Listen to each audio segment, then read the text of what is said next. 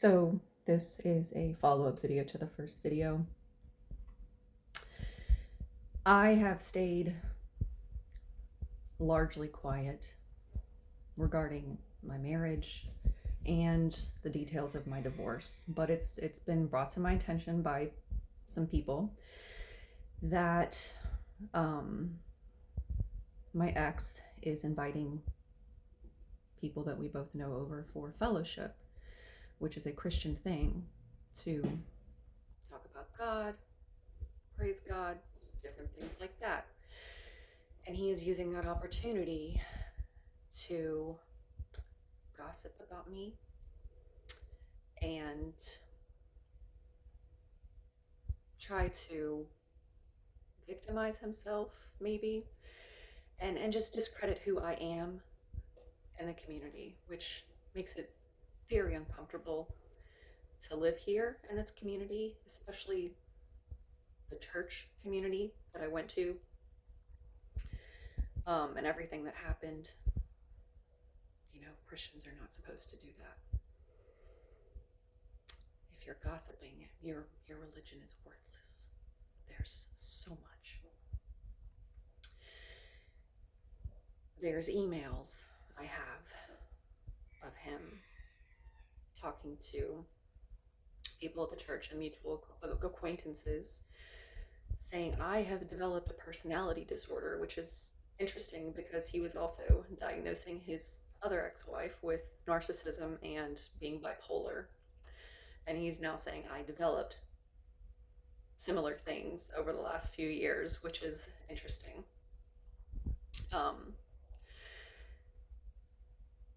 So due to that, I have to defend myself. I have lots of emails, lots of text messages to confirm everything. So when I met him, we actually met on Christian Mingle. My first husband passed away. I had 2 boys from my first marriage, which I was getting $2,000 a month in Social Security. When I met Corey, we married within 3 months because that's what the Bible says. You can't have premarital sex. But we did. We did. That's another thing. But also, when I met him, I would have an occasional glass of wine. As soon as we got married, he said that I'm no longer allowed to. I have to submit to his authority. It's a sin. Even the desire to have a glass of wine is a sin. It's his house. It was always his house, his rules. So that was forbidden. I was told who I could be friends with. I had a gay guy that was in beauty school that I had wanted to invite over to my house to do my hair. He said, nope, no gay people in my house. It wasn't our house, it was his house. Also did Zumba classes. And no, she's not a Christian. You can't hang out with her. Went to social salsa classes. Like they teach a salsa lesson and then there's free dance, which he came to me. He came with me too at one time, but he's a terrible dancer and he doesn't like it. So after that, I wanted to go again and he didn't want me to. He said, you're just going to fuck around with men. I have text messages. So that's a sin. When we got married, I was not allowed to wear high heels because it made me taller than him. But I was like forbidden from wearing heels, like high heels. He would rack up debt on the credit card he had that I didn't even have access to. Before we started the real estate company, he blamed me for the debt. He said it was my fault. I would go shopping at Goodwill, buy his daughter's clothes, me clothes, like he controlled the money. That $2,000, there were times where he was getting unemployment. If he didn't have that $2,000 for my children's Social Security, he wouldn't have been able to pay any of the bills. He told me that money is not my money. I didn't earn it, so it's not considered me contributing to the family.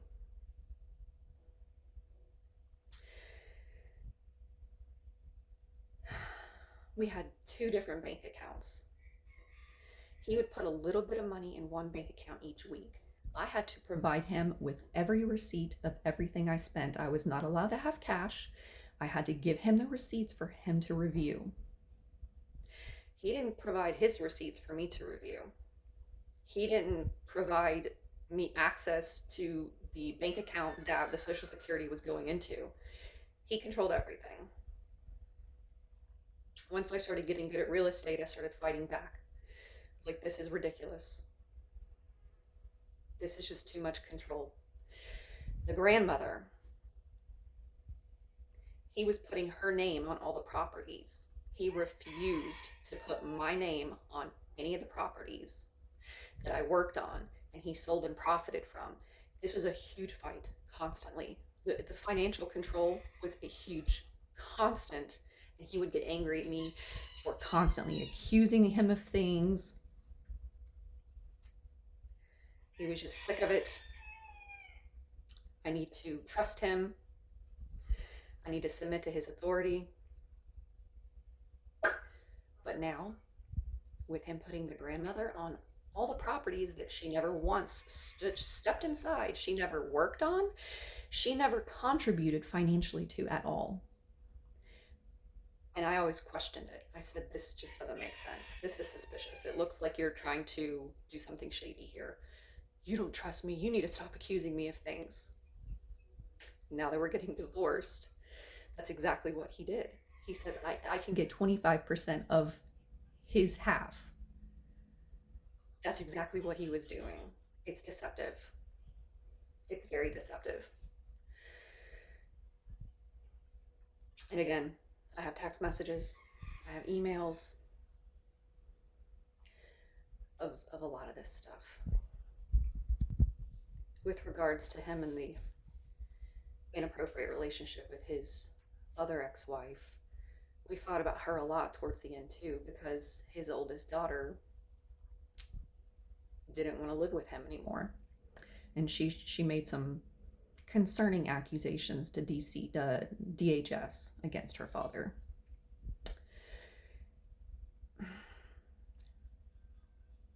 Yeah. So that happened. And then the ex-wife had done some crazy things towards the beginning of our marriage too, was giving her daughters poppy seed bagels and then took them to the hospital saying they were acting funny and wanted them drug tested because it showed up as drugs in the girls' systems. And then she was telling DHS that I was drugging them and that my sons were sexually assaulting them, all sorts of crazy stuff. And then once we got to the end of the investigation, it comes to find out that she was spanking them if they said my name in her presence and a bunch of other really messed up stuff. So she's crazy. And then at the end of our marriage, after 12 years together, she had divorced her second husband. She'd been married 2 times and divorced while I was married. They had been talking almost daily. Night and just all these different things, talking about me. Oh, she would ask him, can you go by the store and get me this list of groceries? Oh, sure. He never told me he was doing this. Oh, my friend needs some new stairs built. Can you meet me over there and help me get this done for her? Sure. I never knew. You think that that's something you would tell your wife? That you're doing all this stuff for your ex-wife and you guys are texting constantly. All the while, we hadn't spoken in almost 6 months because we had a huge fight because I felt something was going on between the two of them. And he's like, I'm crazy.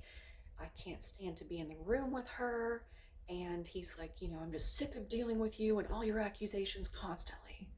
6 months later, yeah, they've been talking. He's not having sex with me.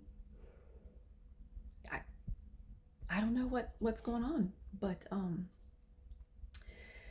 and then business practices. Oh, let's talk about that. Taxes. Ooh. So all these properties that he would buy, he would pull money out of. He would get quotes from contractors submit that to the bank to pull money from the line of credit.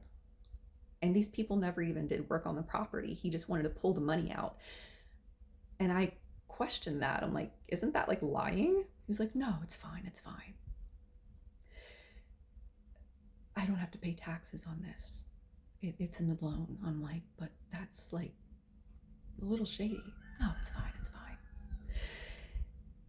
And for the last few years, he had been, because he doesn't have an office location for that company.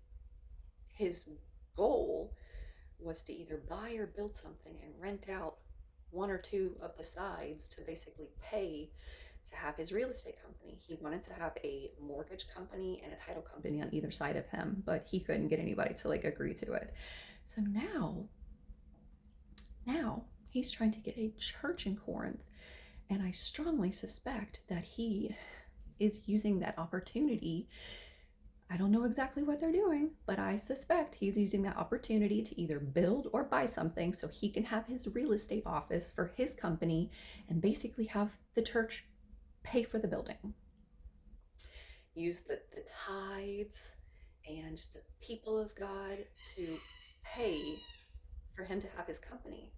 And I don't know what other else.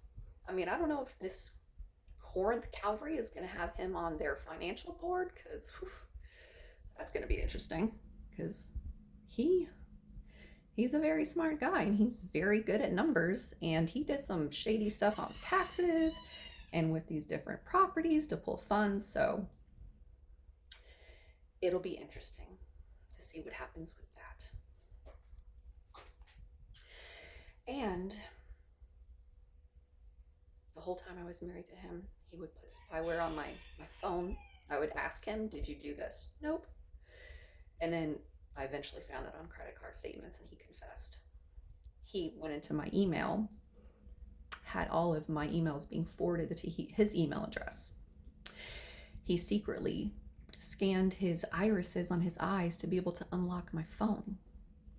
He had cameras hidden everywhere, like in the driveway, under his truck, in the basement, just all over the place to watch me. He had this thing that he bought called a Griffin that you connect. It's like some sort of router or modem. And I asked him what it was for, and I never had access to it. He said just to help with the kids, to make sure they're not doing anything bad on their phones. And I'm just like, okay. And then it's like 6 months later when things started getting heated with the divorce, and I found out he'd been talking to his other ex-wife, and I start just re-looking at everything and questioning everything. I Googled what that thing is. The Griffin. Anybody that goes to his house and connects to his Wi-Fi, he can see what you do on your cell phone. He can see everything you do. That's pretty invasive, and I guarantee you all his friends and people he's having come over there, they don't know that. I don't think they're consenting to that. I ripped that out and got rid of it. He would not give me access to it. I asked him, are you watching me? Are you just snooping on my phone? No, I'm not looking at you, just the kids. Well, let me log in and see what you've been doing and what you're tracking. No, I'll just make you your own. I was like, no, I want to see what you've been doing and what you've been looking at. He refused. And anybody going over there to his house and connecting to his Wi-Fi, he can watch you. He can watch your activity. So I ripped it out, threw it away. It messed up the Wi-Fi for a few days. My son, who is a gamer, was so angry at me. I tried to explain to him why I took that off, and because of the indoctrination of Calvary Chapel and the thought that women, I had to record it.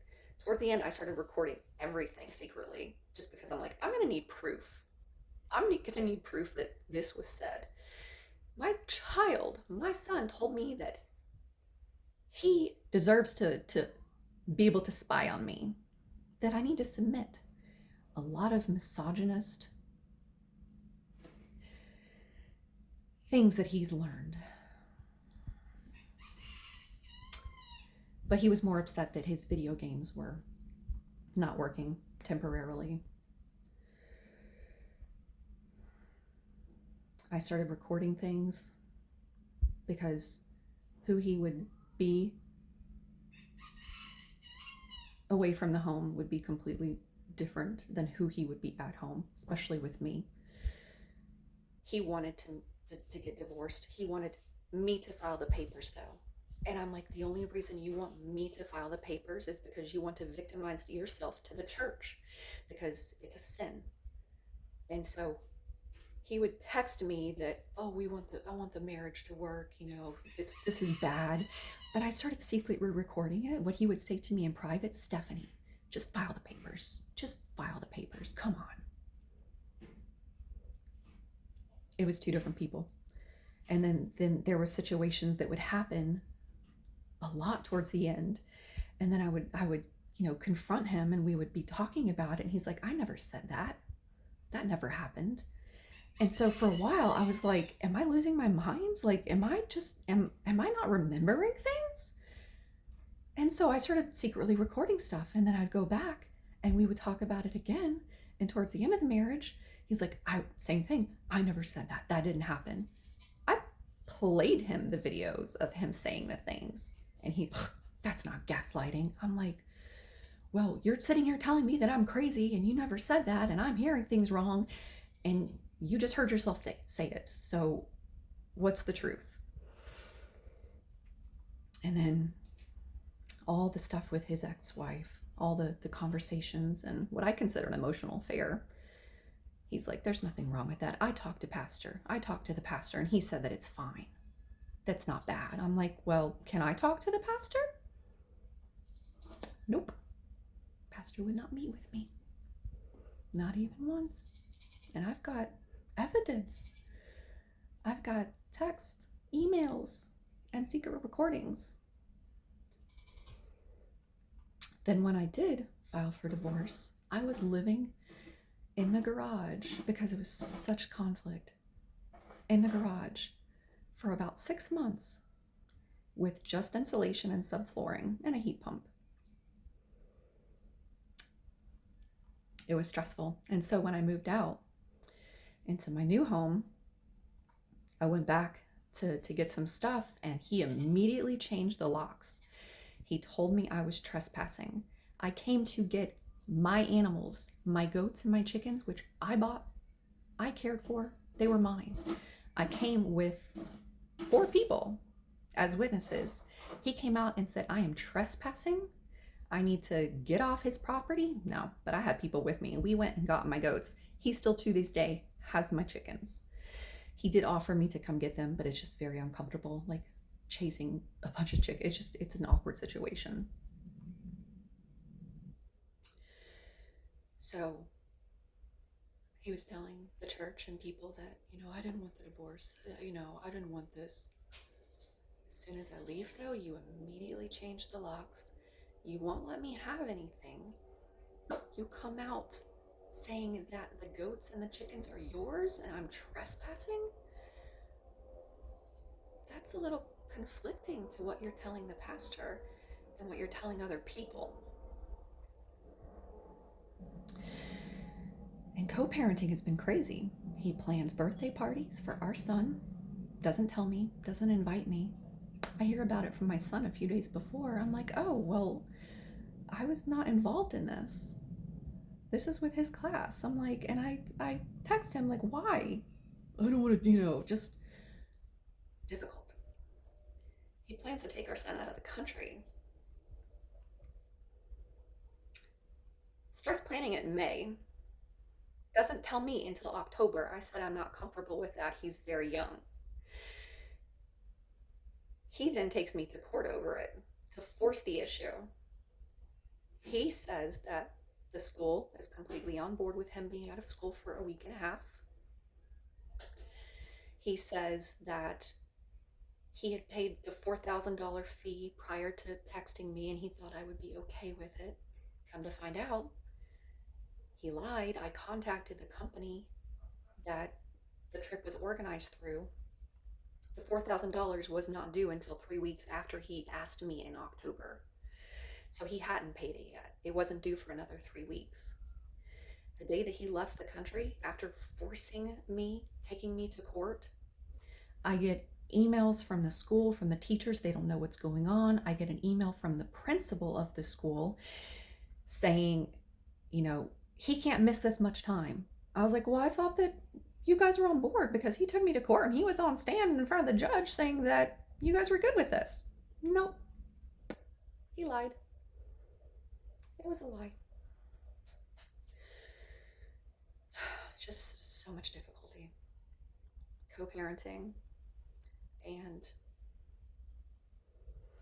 all the things that I've done in this community over the years, the volunteering and so many different things, you know, working with drug addict mothers, caring for their children for free while they can get their act together through different programs, taking people food when they're sick, you know, serving in Sunday school at the church, just so many different things, so many, just helping people, just going out of my way to be a good part of this community and love people, to then find out that he is having weekly meetings at his house to plant a new church, and I am being told by people that he is using that as an opportunity to trash me and my reputation and who I am, which is not Christian at all. And I'm not going to allow it. I'm going to tell the truth. I've got the receipts, I've got all the texts, all the emails, everything. Thankfully, my son is largely out of this. To him, I speak good things about his father because he loves us both. And that's the way it should be. So I really hope that he's not taking our son into his room for hours at a time to bash me the way that he used to do with his daughters against their mother. I hope that he's not doing that because that's bad. It's bad. I don't know what else to say about it. But I love my son.